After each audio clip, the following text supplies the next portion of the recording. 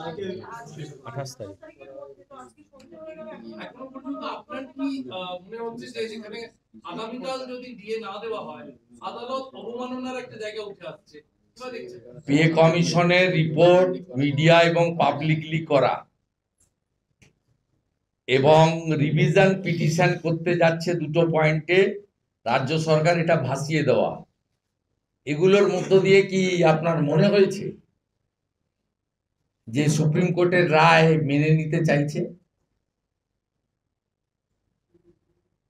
রাতে 12টা পর্যন্ত অপেক্ষা করুন, রিয়াকশন দেওয়ার সময় আছে, রিয়াকশন নিশ্চয়ই হবে।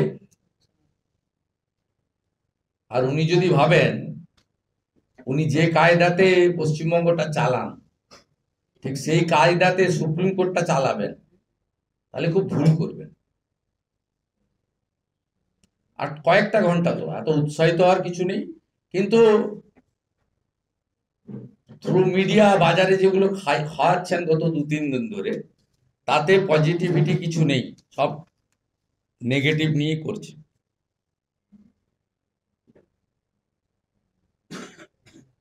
হ্যাঁ ঠিক আছে, আমরা এতে যাব। হ্যাঁ, রিড করুন।